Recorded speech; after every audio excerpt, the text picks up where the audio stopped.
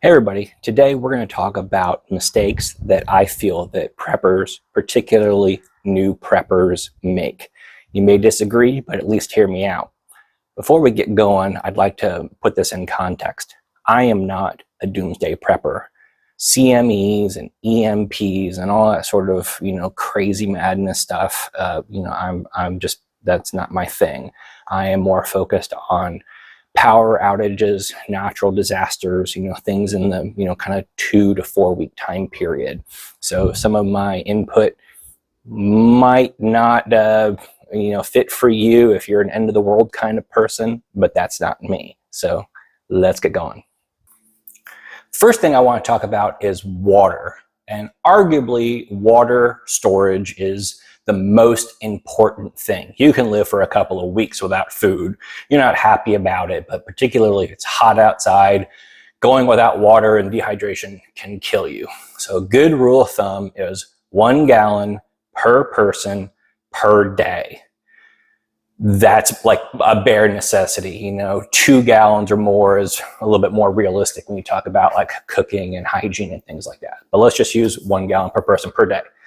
So oftentimes people talk about using soda bottles to store water. And this doesn't make sense to me in a multitude of different reasons. So this is a 3-liter soda bottle. They're actually not that common anymore. Most people are using 2 liters. 1 gallon is 3.7 liters. So it's a little more than this. As you can see, they're roughly the same size, but since this is square and this is round, you get more capacity in kind of roughly the same size. Why this doesn't make any sense to me is that if you're buying name brand soda, or even if you're buying generic soda, you're going to pay $2 or $3 for a 3-liter bottle. I've seen 1 gallon jugs of water as low as 80 cents, but they're typically between $1 and $1.50. So you're paying less money for more capacity in roughly the same size, and you know that it's pure, meaning if this had soda in it, soda's full of sugar, so you have to wash this and wash this and wash this to get all the remnants out to put water in it, and it's still never going to be perfectly clean. Yes, the argument can be made that the bottle is free if you've already drinking the soda out of it and you're just going to throw this away. But I'm just still not kind of buying that argument. If you're buying soda bottles with the intent to fill them with water, just buy water. I'm really struggling. And at 1 gallon per person per day, you have to drink a lot of soda. You have to drink 1 of these a day for each person that you want to go ahead and refill this for emergency purposes. And I drink a lot of soda. I drink a lot of Dr. Pepper, but I don't think even I could drink a 3-liter a day by myself in order to turn this bottle into water storage. That's a lot of soda. So this just, if you stop and you think about this, it just doesn't make any sense. Just spend the dollar and buy it right. And this is pure, and the plastic is more solid. It's got a little handle on it. Just go to Walmart and spend the $1 on a gallon of water. This really confuses me. I actually personally don't like using gallon jugs, although I will admit that they are the cheapest option if you do the math. 1 gallon per jug per $1 is $1 a gallon. Walmart has these larger containers. This is a 3 and they have a 5, and they theoretically stack. I like these. They're a little built a little bit tougher, but this is like $5 or $6. I'll look it up, and then the 5 gallon is like $8 or $9. So now you're paying $2 per gallon versus just buying gallon jugs. May not be the most space efficient, but it's the most cost effective. I actually personally use 7-gallon Aquatainers because they have a spout on them. They used to be $12, now they're $15 to $20. So they are expensive per gallon. I just like the form factor better, and they fit in my cupboard better. So here are some options, but using 3-liter soda bottles just doesn't make any sense. Number 2, filtration versus water storage. One of the first things that most new preppers buy is a life straw. And I think that they're probably a good product, but the idea that I'm going to have 0 water storage, and anytime I want to get a drink during an emergency situation, I'm going to take my life straw and go outside and find a stream and stick my face in a stream and suck water out of it, just doesn't make any sense. So assuming you have a stream nearby, assuming it's something you want to drink out of, for people who are in North Carolina right now during the flooding and the hurricanes, that water is so nasty. I don't think that I would trust any filter to drink from that. I'd have to distill that. I don't think any Life Straw or Grail or Sawyer Screes or Berkey, there's dead bodies and feces and oil and car parts floating around in that. I don't think you could convince me to drink that under any circumstance. Period. Man, I feel so bad for you guys out there. I've been watching it, and it's just horrendous. Whereas water storage, it's known, it's good, it's clean, you know what you're getting. I do have water filters as backups. I have a Sawyer Squeeze, I've got a Dubon drip filter that I built, but they're not my primary. They're like my tertiary backup. So number 1 is water storage. Focus on water storage. A life straw is, $8 to $10. That means you can go to Walmart and buy 10 of these and have 10 gallons of water, which is 10 days for the price of a life straw. A Sawyer is, $20 or $30. That's 20 or 30 gallon jugs from Walmart that you could go buy and have 20 or 30 gallons of water set ready to go that you don't have to pump and squeeze out. So just think your way through that. I'm not against water filtration, but I think it should not be your primary focus. I think water storage is where you should start. People are also always talking about filtering their swimming pools or their hot tubs. And there's a lot of debate on that, about whether you can get all the bird crap out of it and all the chemicals. Use your pool for flushing your toilets. That's something a lot of people don't think about. It's every time you flush the toilet, it costs a gallon of water. So that 1 gallon of water per day that you're saving doesn't count flushing toilets. But I wouldn't buy an IBC tote. I would not personally spend a lot of energy trying to filter my pool water to drink it. I would be focusing on other things. Use it for flushing your toilets. I wouldn't use it for drinking.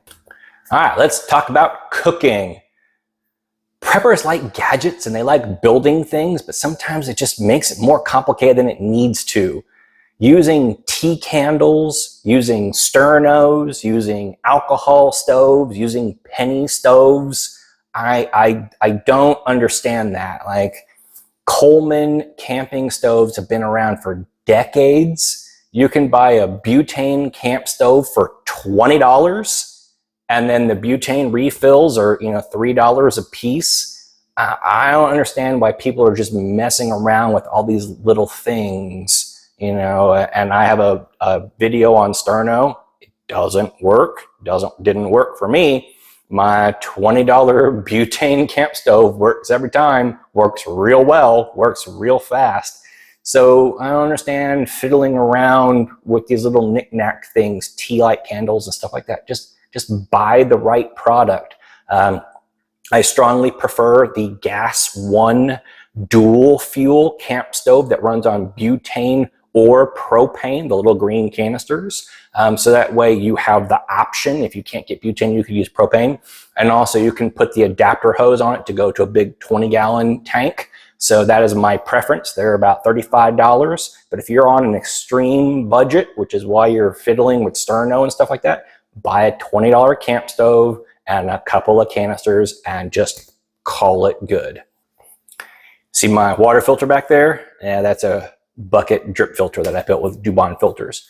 So I'm going to say something really, really controversial. Rice does not make any sense to me for prepping. A lot of new preppers will go to Walmart and buy a 50-pound bag of rice because they're $30 or something like that. Okay, I'm ready to go. Here's why. Number one, rice takes a lot of water to cook. You have to wash the rice. If you buy big bulk bags of rice, you have to wash it. And that costs water. So let's say it's 2 to 1. So for every cup of water, it's going to take 2 cups of water just to rinse all the starches and stuff off of it. And then it costs even more water to cook it. So I'm going to utilize 4 cups of water to prepare and cook 1 cup of rice. 1 cup of rice is only like 100 calories. So I have just used up a tremendous amount of a very valuable resource, water, to make a very small quantity of rice that doesn't give me a lot of calories. And I have to expend a lot of fuel to cook that rice because you got to bring it up to a boil and let it boil for 10 minutes so it gets mushy. So there's a lot of materials and there's a lot of resources you have to utilize to cook rice for a very low kind of return on investment. I understand a lot of people from other countries may be watching this. I know that other people are screaming at me right now saying that a good percentage of the world survives on rice. I get that. If you have an unlimited supply of water to prepare the rice and you have a forest to cut down, to burn, to cook the rice, then that calculus kind of changes. But if I'm on limited resources inside my house because I'm snowed in or it's a hurricane or something like that where I don't have a large quantity of potable water and I have limited fuel resources, the return on investment for rice just doesn't make any sense to me. Yeah, it's cheap, but you got to think your way through what it takes to actually prepare it. Old-timey survival food, pemmican and hardtack. The internet is full of pemmican and hardtack recipes, and these also don't make any sense to me. Yes, I understand that hardtack was used for centuries on transatlantic, oceanic boats. I get that. I understand that pemmican was used by Indians from hundreds of years and Lewis and Clark used it to explore the West. I get that. But it's several hundred years later. I mean, we have ship's rations and beef jerky and, other freeze-dried camping meals and stuff like that. I don't understand the obsession with these things. Number one, hardtack has no calories. It's just designed to fill up your stomach. It's a dehydrated saltine cracker that you chip your teeth on. It's flour and salt. That's it. Pemmican sort of makes sense, but it's just like a bag of trail mix. Like it's nuts and beef all ground up into a powder and then baked. Go buy a Cliff Bar or a Snickers bar. You'll get more calories and it will taste better than pemmican. I don't understand the obsession with old-timey stuff like that when we have, modern food. I don't get it. Survival food. Survival food, particularly since COVID, has gone completely off the radar for patriots and wise food and all these things that I know you're going to get pop-up ads if you're watching this video. Sorry, that's just how YouTube goes. If you look at the number of calories you get in those survival buckets versus the amount of money that you spend on it, just out of control. I know it's an impulse thing. You go to Costco and Costco's got this bucket of Ready Wise for $80 and you buy it and you throw it in the back of the pantry just in case. I get like there's the ease and the convenience of it, but they just don't make any sense. Their taste, from what I have read, is sort of negligible. Like sometimes some are better than others, but they're full of carbs. They require a lot of water, but they're just really, really, really, really expensive for what you get. I firmly believe that the right way to have survival food is through the deep pantry method. Basically, any canned food that you can buy will have a shelf life of 2 or 3 years or more. And those are typically suggestions. Research has shown that you can go beyond that as long as the can is not damaged. So instead of spending that $80 on that ReadyWise bucket from Costco, go to Walmart, go to the canned food section, and spend $80 on chili and beans and things like that, and you will have a shopping cart full of stuff that you'll actually eat. That's the other big thing. You got to store what you eat and eat what you store, because you don't want an emergency to pop up and you open up a pantry and you start eating stuff and realize that you don't like it, because then you'll be really miserable. We ran into this during the freeze when I opened up the pantry and pulled out some stuff that I had kind of bought. We started to cook it and didn't care for it. I used to really like Dax hams, but it did not agree with me many years later when I tried it. So the deep pantry method is rotating. So like, we love Wolf brand chili, great survival food. So I always have 8 cans in my pantry at any given time. And I'll eat like 1 a week or something like that. But when I buy new ones, I'll put the new ones to the back and keep the old ones coming to the front. You can get those can dispensers that will do that for you, but I'm constantly sort of rotating. So the oldest stuff comes to the front, so I'll eat it first, and then the newer stuff goes to the back. So I'm constantly rotating. But I never let my pantry stock get below like 5 cans of chili at any given time. But that way you know that you're going to like it because you're eating it on a regular basis. You're keeping it fresh, but you've always got a stockpile. So you eat 1 can, you buy 2 the next week. And you can grow your pantry really, really quickly, really easily, very inexpensively with stuff that you know that you'll actually eat. Freeze-dried foods. Now, I started off by saying that I am not a doomsday prepper, I'm kind of in the 2 to 4 week period. Freeze-dried food is this weird kind of middle ground. Now, since you're probably new to this channel based on the algorithm, it's me and my wife. We don't have any kids, it's just the 2 of us. That limits what we can buy and what we can eat because we just can't eat it fast enough. I have some cans of Survival Frog canned meat that I got to test, and some other canned stuff that are in large containers. But if we didn't have refrigeration, it would be very difficult for her and I to consume it fast enough, because once you open that top, the clock starts ticking, and you've got about a day to eat it or less before it spoils if you don't have refrigeration. So it would be very difficult for my wife and I to eat, 2 pounds of meat in one day. We'd have to have, fajitas for lunch and then chili for dinner or something like that. And that's going to be kind of a stretch. I buy canned milk, and I buy the tiny little baby cans of canned milk when I do some cooking like bread and things like that. It's much more expensive, but it doesn't go to waste. If I bought one of the big tall cans of canned milk, I wouldn't be able to utilize it, and then I'd have to throw the rest away. So powdered milk actually makes a lot of sense because you can just kind of scoop out what you want, reconstitute it, and use it.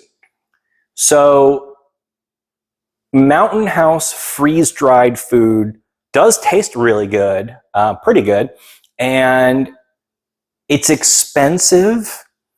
Yeah, it lasts for 20 years, but once you pop the top on it, then the clock is ticking. You're down to a couple of months. If you had a big family, like 2 or 4 or 5 people, where you could kind of consume it fast enough, maybe I can see an argument to be made, but a lot of people don't think their way through that. So, like I said, I have this large can of canned meat that I got that I'm afraid to use because we just can't eat it fast enough. On the freeze-dried sort of world, a lot of canned meat is readily available. Canned chicken from Costco or Walmart or HEB if you're in Texas tastes pretty good. Keystone Meats is kind of the name in canned meats. If you go to their website, not sponsored, if you go to their website, you can buy directly from them at really good prices. They've got beef, they've got chopped beef and ground beef and chicken and pork and stuff like that. And you can buy these assortment packs. And they come in kind of a normal can size, like a chili can size. So something that's kind of, usable that you could actually work your way through. So check out a Keystone. But I still, at the end of the day, believe that canned chili or chunky soup or something like that, stuff that you eat regularly, is really kind of the route that you should be looking at, particularly if you're just starting out. Testing your preps. Testing your gear is something that most people do not do enough, myself included.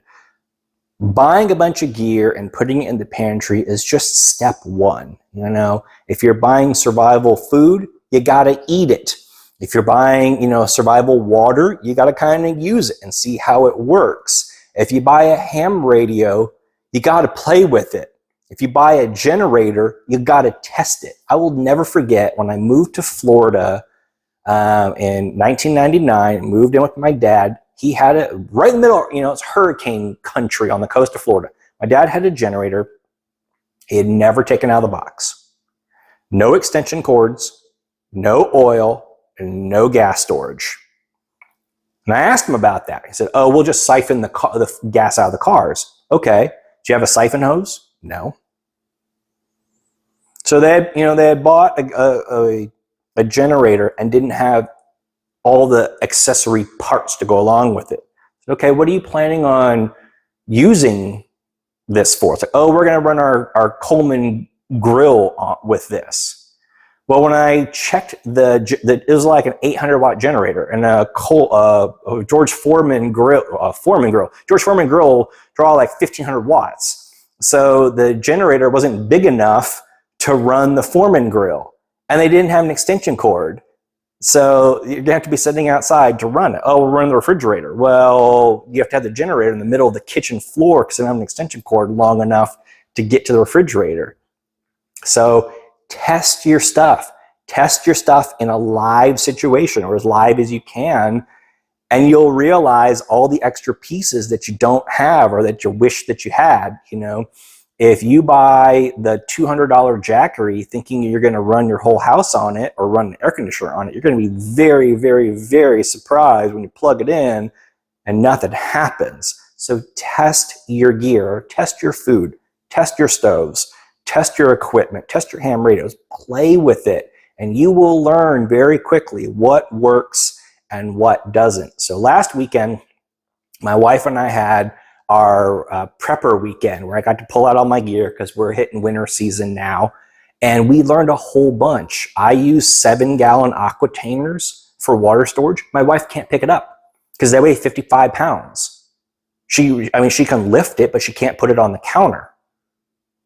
Okay, that's great to know in case I get hurt or I'm not home. So we kind of talked our way through, well, what would you do if you can't lift this? And we kind of figured out some other ideas. I knew where all my gear was in the house, but she didn't. So I consolidated all my gear into one big tote and put her name on it, said Stephanie Survival Gear on it. So that way she could go and pull out one box with all of kind of the relevant, emergency stuff in it that's kind of all in one place. So test your gear, get your spouse involved, get your family involved, and talk about things, and then do some practice drills. You want some really cheap prepper food ideas that actually make sense? Number one, Peanut butter. Peanut butter is incredibly calorie dense and it's really cheap. This is a small jar of peanut butter. This was like $3. There are 18 servings in this, and each serving is 180 calories. And it tastes pretty good. And you don't have to refrigerate it. You don't have to cook it. You just take the top off, eat it with your fingers, or eat it with a spoon. So your first prepper purchase, besides, regular food, probably should be peanut butter. Sorry, Carly. Wolf chili. We eat this all the time. There are 300 calories in a can of chili. They're $2 a piece, $3 a piece, something like that. So 300 calories in a can of chili. And you can eat it cold if you had to. It's better if it's warm. It's better if it's hot. But you could just warm it up and eat it, or you could eat it cold if you absolutely had to. So this is the core of my survival pantry, is wolf chili. Savory pot roast. See that label? That's the expiration date, so that way I can see it up front. Savory pot roast. 260 calories in this can. And you've got vegetables and other stuff in here. These are $3 a piece. And you got shelf life of years. So canned food, very simple. Another really missed out on survival food, mashed potatoes. There are 100 calories in this bag of mashed potatoes. It's like 80 cents for these single hitters. You just have to add warm water. It's better if it's boiling, but it works if it's just warm. And funny little trick, one of the greatest prepper camping backpacking foods that hikers use is called the ramen bomb. The ramen bomb is where you take a 10-cent package of ramen and you combine it with a package of mashed potatoes.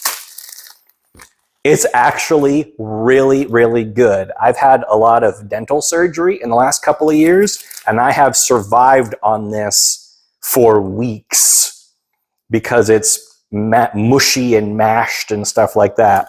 And we got 190 calories in a package of ramen and 110 calories here. So we've got 300 calories, and this will cost you $1. $1, because these are about 80 cents and these are about 10 cents. So there's 300 calories for $1 that requires relatively little water, relatively little cooking. You got to heat it up, preferably to a boil. 300 calories. Boom. And it's full of carbs. So if you're going to be out working or something like that and you need a carb boost, there's a carb loadout right there. Well, I hope that this was helpful and interesting to everyone out there. So thanks for checking this out, and put a comment down below. And if you liked this, please give me a thumbs up and give it a like, and thanks, and we'll see you on the next one.